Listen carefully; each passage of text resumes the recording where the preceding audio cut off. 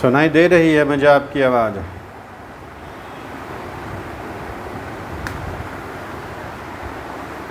Mic बंद कर लीजिए अपने। अब आ जाएगी।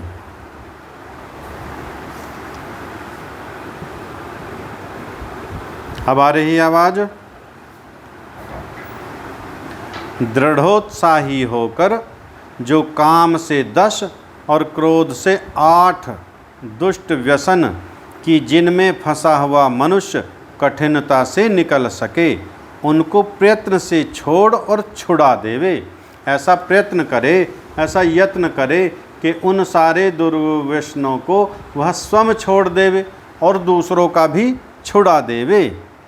क्योंकि जो राजा काम से उत्पन्न हुए 10 दुष्ट व्यसनों में फंसता है, वह अर्थात राज्य, धनादि और धर्म से रहित हो जाता है। और जो क्रोध से उत्पन्न हुए 8 बुरे व्यसनों में फंसता है, वह शरीर से भी रहित हो जाता है, अर्थात उसका शरीर भी नष्ट हो जाता है। काम से उत्पन्न हुए व्यसन गिनाते हैं। काम से कौन कौन से व्यसन उत्पन्न होते हैं उनको गिनाते हैं। देखो, मृगया खेलना, अक्ष अर्थात चौपड़ खेलना, जुआ खेलना, दिन में सोना। देखिए, दिन में सोना भी व्यसन में ही गिना जाता है।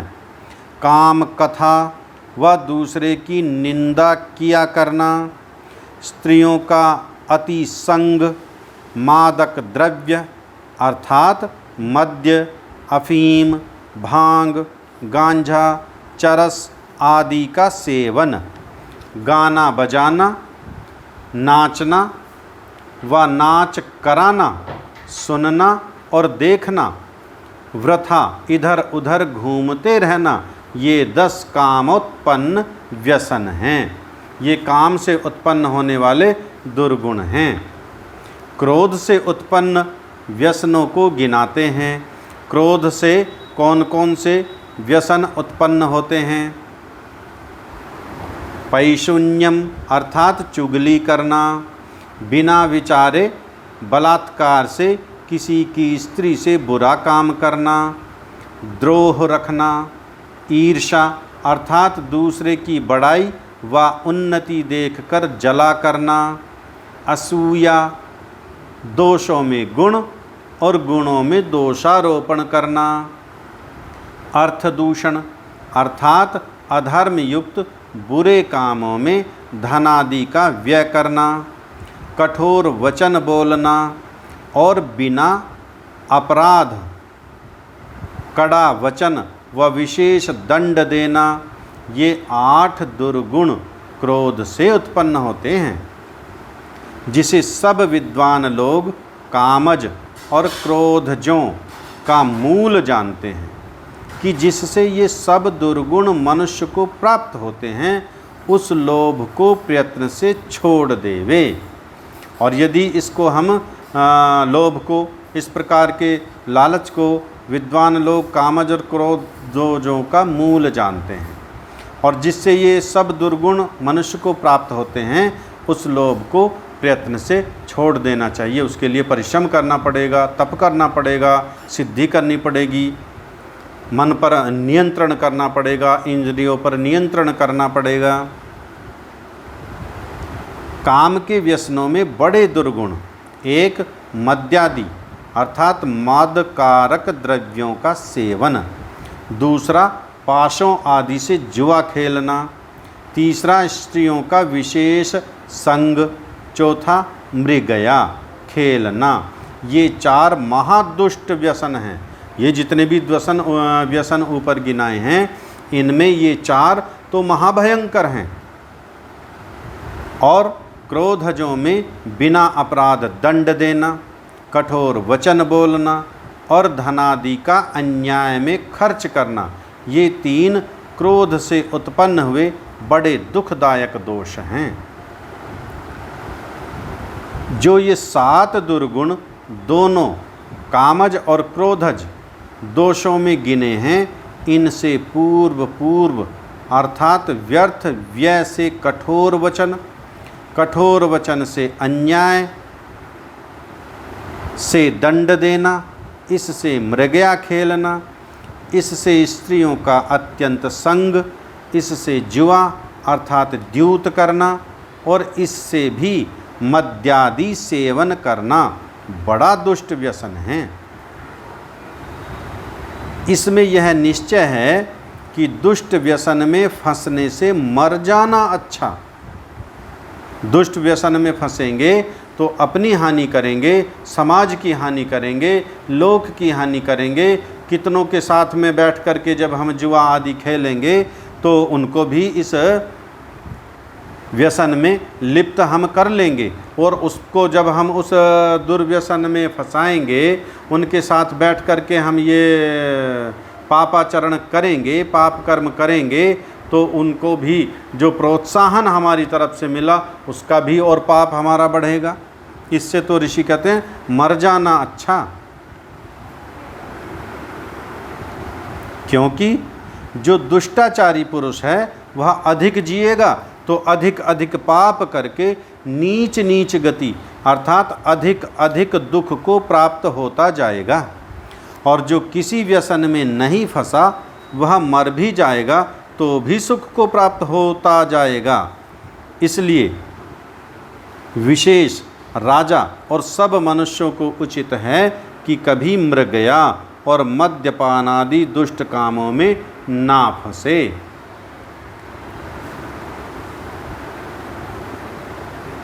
और दुष्ट व्यसनों से पृथक होकर धर्मयुक्त गुण कर्म स्वभावों में सदा वर्त के अच्छे अच्छे काम किया करे।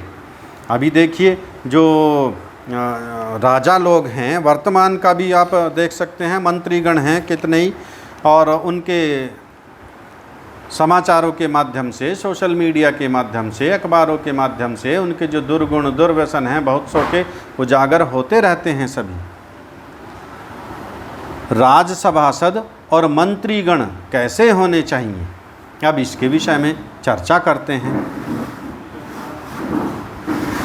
मौलान शास्त्रविदः शूराल्लब्ध लक्षान् कुलोदगतान् सचिवान् सप्तचाष्टौ वा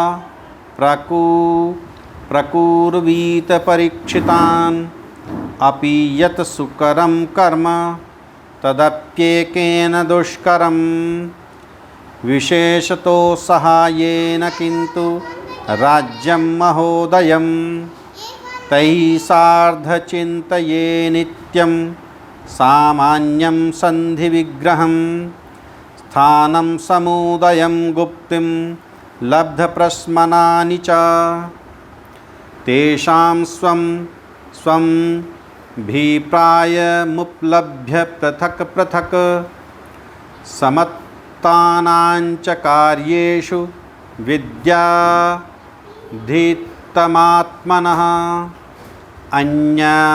अन्यानपि प्रकुर्वीत शुचीन् प्रज्ञानवस्थितान् सम्यर्गर्थ समाहर्तन् हर्तॄन् अमात्ययान् सुपरीक्षितान्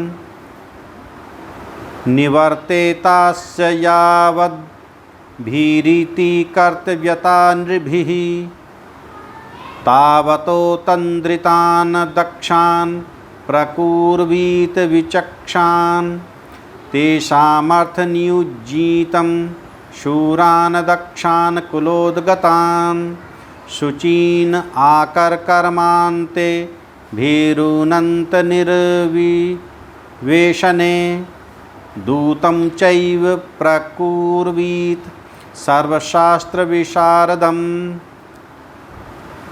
इंगिताकारचेष्टज्यं शुचिं दक्षकुलोदगतम् अनुरक्तशुचिर्दक्षं स्मृतिमान् देशकालवित्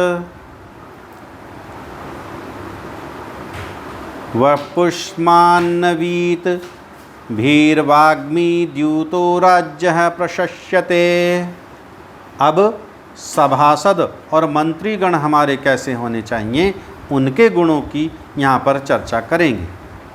स्वराज्य, स्वदेश में उत्पन्न हुए वेद आदि शास्त्रों को जानने वाले शूरवीर, जिनका लक्ष्य अर्थात विचार निष्फल ना हो और कुलीन, अच्छे प्रकार सुपरीक्षित 7 व 8 उत्तम धार्मिक चतुर सचिवान अर्थात मंत्री करें।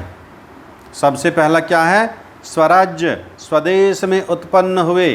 अब आप सोनिया गांधी का प्रकरण ले सकते हो, यहाँ पर यह मनुस्मृति का आदेश है। देख लीजिए कि सभासद मंत्री आदि जो हों वो अपने देश के हों, दूसरे देश का ना हो कोई भी, वेद आदि शास्त्रों को जानने वाले हों, बाइबिल कुरान के पढ़ने वाले ना हों, शूरवीर हों, जिनका लक्ष्य अर्थात विचार निष्फल ना हो, अर्थात ऐसा विचार लाएं जिनका कोई लक्ष्य ना हो, उद्देश्य ना हो, जिससे कोई प्राप्ति ना हो, और कुलीन, अच्छे प्रकार सुपरीक्षित, उनकी परीक्षा की गई हो, 7 व 8 उत्तम धार्मिक चतुर सचिवान अर्थात मंत्री करें। 7-8 मंत्री इस प्रकार के सभा में होने चाहिए, क्योंकि विशेष सहाय के बिना जो सुगम कर्म हैं वह भी एक के करने में कठिन हो जाता है।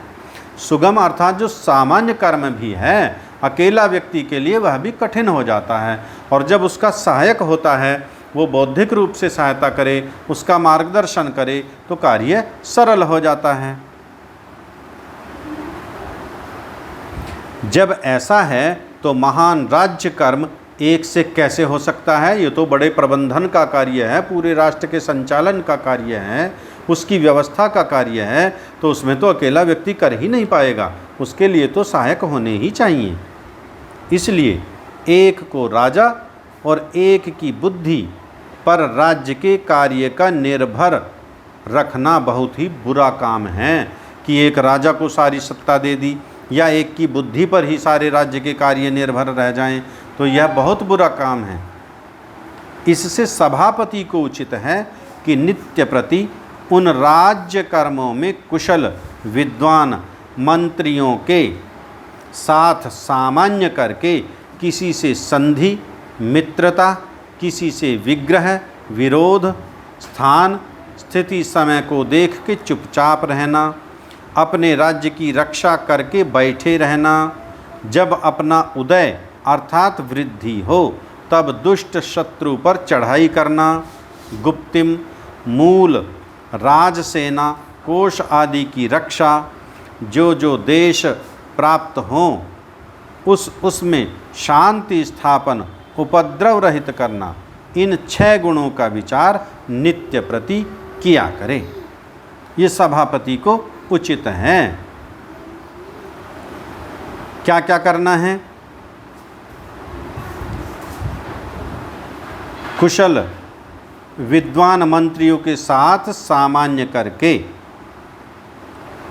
किसी से मित्रता करनी, किसी से विरोध करना, अपनी स्थिति को देखकर चुपचाप बैठे रहना, अर्थात ऐसे सारे निर्णय लेना, ऐसे सारे कार्य करना जो राज्य के हित में हो, जो प्रजा के हित में हो। विचार से करना कि उन सभासदों का पृथक पृथक अपना अपना विचार और अभिप्राय को सुनकर बहुपक्षानुसार कार्यों में जो कार्य अपना और अन्य का हितकारक हो वह करना।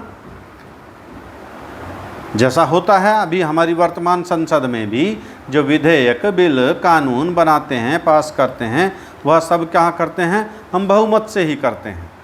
तो यहाँ पर भी राजा के लिए योग्य है कि अपने सभी सभासदों से मंत्रणा करे, विचार लेवे, और जिसका बहुमत हो उसके अनुसार, जिसमें अपना हित हो, राज्य का हित हो, प्रजा का हित हो, उसी कार्य को करना। अन्य भी पवित्रात्मा, बुद्धिमान, निश्चित बुद्धि, पदार्थों के संग्रह करने में अति चतुर, सुपरीक्षित मंत्री करें। और भी जो मंत्री बनाने हैं वो कैसे हों? जो पवित्रात्मा हों, दुष्टात्मा ना हों, बुद्धिमान हों, निश्चित बुद्धि अर्थात दृढ़ता हो जिनके अंदर, पदार्थों के संग्रह करने में अति चतुर, जो राज्य के लिए वस्तुओं का संग्रह करने में कुशल हों, सुपरीक्षित मंत्री करें। जितने मनुष्यों से कार्य सिद्ध हो सके उतने आलस्य रहित, बलवान और बड़े बड़े चतुर प्रधान पुरुषों को अधिकारी अर्थात नौकर करें। कि राज्य की व्यवस्था के लिए जो नौकर नियुक्त करने हैं, अधिकारी नियुक्त करने हैं, तो उन अधिकारियों को जो आलस्य रहित हों, बलवान हों, अर्थात काम करने में जी ना चुराते हों, जैसा वर्तमान में आप सरकारी कार्यालयों में देख सकते हैं। इनके अधीन शूरवीर, बलवान, कुलोत्पन्न, पवित्र भृत्यों को बड़े बड़े कर्मों में और भीरु, डरने वालों को भीतर के कर्मों में नियुक्त करें। जो शूरवीर बलवान हैं, कुलोत्पन्न, पवित्र भृत्यों को बड़े बड़े कामों में, उनको विशेष कार्य, साहस का कार्य, अति महत्वपूर्ण कार्य उनको देना। और जो भीरु हैं, डरने वाले हैं, साहस कम हैं, विद्या कम हैं, उनको कम महत्व के कार्य दे देना। जो प्रशंसित कुल में उत्पन्न, चतुर, पवित्र, हाव भाव और चेष्टा से भीतर, हृदय और भविष्यत में होने वाली बात को जानने हारा, सब शास्त्रों में विशारद, चतुर है, उसको दूत को भी रखें। अब यहाँ पर एक शब्द दिया है, भविष्य में होने वाली बात को जानने वाला, अर्थात वह ज्योतिषी है क्या, जो भविष्य में होने वाली बात को जान लेगा? या तो कोई भी नहीं जानता भविष्य में क्या होने वाला है, हम नहीं जानते, आप नहीं जानते, वह कहाँ से जान सकता है? हाँ, यहाँ पर केवल इतना है कि वह अपनी बुद्धि से, अपनी बुद्धिमता से, अपनी विद्या से अनुमान लगा सकता है कि भविष्य में क्या कार्य होने वाला है, लाभ होने वाला है, हानि होने वाली है। हम भी दैनिक जीवन में बहुत सारे अनुमान अपने कार्यों के हम लगा लेते हैं। इस प्रकार उसको, उस दूत को रखे, जैसे एम्बेसडर आदमी होते, हमारे राजदूत होते ही हैं, वह ऐसा हो कि राज काम में अत्यंत उत्साह, प्रीतियुक्त, निष्कपटी, पवित्रात्मा, चतुर, बहुत समय की बात को भी न भूलने वाला, देश और कालानुकूल वर्तमान का कर्ता, सुंदर, रूपयुक्त, निर्भय और बड़ा वक्ता हो, वही राजा का दूत होने में प्रशस्त है। दूत कौन बनेगा? जो अत्यंत उत्साह हो, प्रीतियुक्त हो, निष्कपटी हो, छल कपट करने वाला ना हो, पवित्रात्मा हो, उसका हृदय पवित्र हो, अंतःकरण शुद्ध हो, चतुर, बहुत समय की बात को भी ना भूलने वाला। लंबे समय की बात होगी, अब तो मैं भूल गया, 2 वर्ष पूर्व क्या प्रतिज्ञा की थी, भूल गया, क्या कार्य का हमने करने का संकल्प लिया था, भूल गया, किसको क्या क्या कार्यों का उत्तरदायित्व सौंपा था, भूल गया। देश और कालानुकूल वर्तमान का कर्ता, देश और काल अर्थात जिस स्थान पर है, जिस समय में है, उसके अनुकूल निर्णय करने का वाला, उसके अनुकूल कार्य करने वाला, सुंदर, रूपयुक्त, निर्भय और बड़ा वक्ता हो। वह सुंदर हो, शरीर से भी सुंदर हो, रूपयुक्त हो, निर्भय, डरने वाला ना हो, और बड़ा वक्ता अर्थात बड़ा वक्ता कुशल वक्ता हो, अपने विषय को समझाने वाला हो, बताने वाला हो, वही राजा का दूत होने में प्रशस्त है। किस किस को क्या क्या अधिकार देना योग्य है, यह आगे लिखा है। इसका वर्णन कल करेंगे कि किस किस को क्या क्या कार्य का उत्तरदायित्व देना है। राज्य के कार्य बांटे जाते हैं विभिन्न प्रकार के, तो किस किस व्यक्ति को क्या क्या कार्य देना है, इसका वर्णन कल हम करेंगे। अब किसी का कोई प्रश्न है? आप एक एक एक एक बोलेंगे। जी नमस्ते। हाँ जी, चौपड़ होता है ना, चौपड़, चौपड़ सुना आपने? वो गोटी आदि रखते हैं, उनसे खेलते हैं ना। जुआई है ये भी एक प्रकार का, जुआई है। जी नमस्ते जी। जी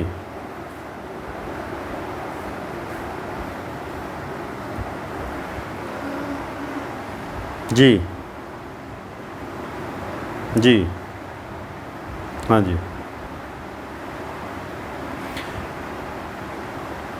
ये सारे धर्मशास्त्र ही हैं, जो वेद भी धर्मशास्त्री है हमारा, और जो इनके अंग उपांग हैं ना, वेदों के जो अंग उपांग हैं, ये सब धर्मशास्त्र ही हैं।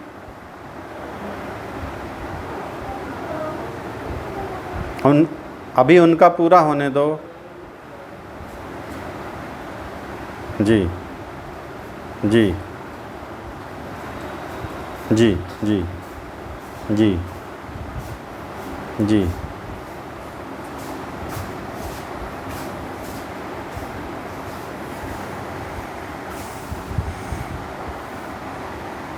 देखो धर्मशास्त्र क्या है? जो जो धर्म का निर्णय करता है, जो जो धर्म की व्याख्या करता है, वो सारे धर्मशास्त्र हैं।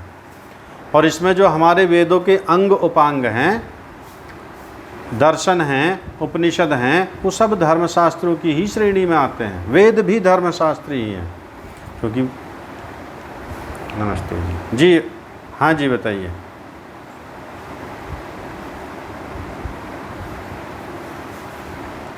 कौन सी सुनो, पुस्तक कौन सी आपके पास? नहीं, सत्यार्थ प्रकाश कौन से प्रकाशन का है?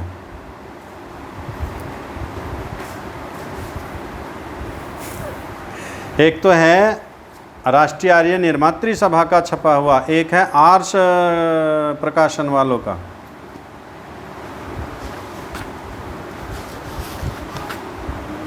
जी अब बताइए, 121 पेज पर। जी जी।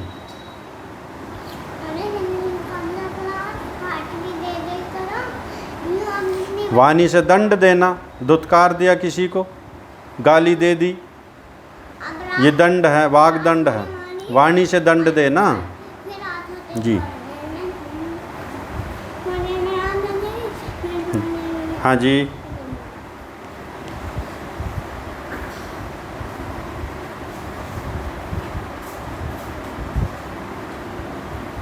आवाज़ नहीं आ रही आपकी क्लियर।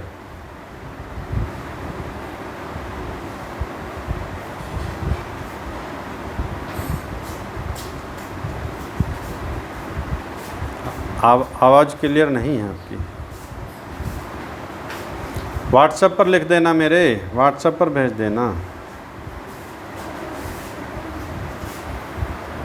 आइए मंत्र पाठ करते हैं। जी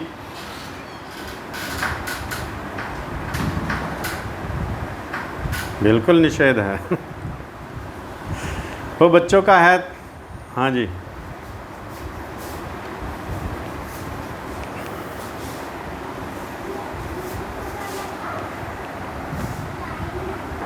हाँ देखो, वर्तमान परिस्थितियां हैं, थोड़ा मनोरंजन तो चाहिए, ऐसा नहीं है कि मनोरंजन के लिए निषेध है कहीं, लेकिन धीरे धीरे ये बच्चों को कुसंग की ओर ले जाता है। ये गेम उचित नहीं है, इसलिए बच्चों को ऐसा खेल भी ऐसा खिलाएं जो उनके लिए रोचक भी हो और बुद्धिवर्धक भी हो। ये बुद्धि को ठस करने वाले गेम हैं, जितने भी सारे गेम हैं ये। जी जैसे उदाहरण, आप कितनी आयु है आपकी? 36 है, तो अभी कम है आयु। जो 50 वर्ष से ऊपर के हैं ना, उनसे पूछो कि वो बचपन में कौन कौन से खेल खेलते थे। उनसे देखो, शरीर का भी बुद्धि का भी सारा विकास होता था और मनोरंजन भी अच्छा होता था। आज जितने गेम हो गए हैं, वो न शरीर का विकास कर पा रहे, न बुद्धि का विकास कर पा रहे, न मानसिक विकास कर पा रहे। इसलिए वो जो शिक्षा के विषय में ऋषि दयानंद ने लिखा ना, उसको एक बार फिर देखिए। मनोरंजन चाहिए बच्चों को, ऐसा नहीं है। अब उनको आप, जैसे पहले छोटे छोटे बच्चे थे ना, अंताक्षरी खेला करते थे। खेली कभी आपने खेली कभी?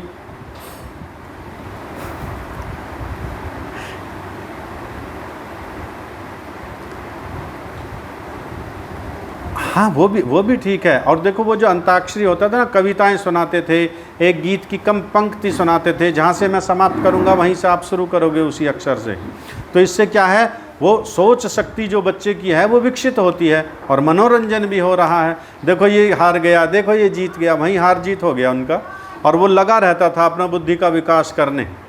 तो इन सब से बुद्धि का, आत्मा का मानसिक विकास होता है। ऐसे गेम हमें खेलने चाहिए।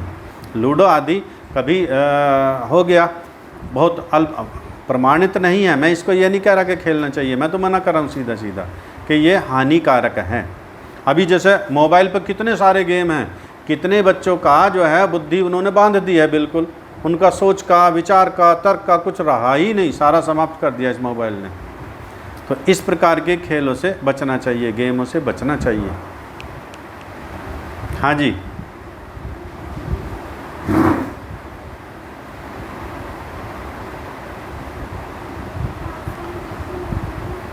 आठ साल की है। 8 साल के बच्चे के लिए तो आप व्यवहार भानु ले आइए, व्यवहार भानु है।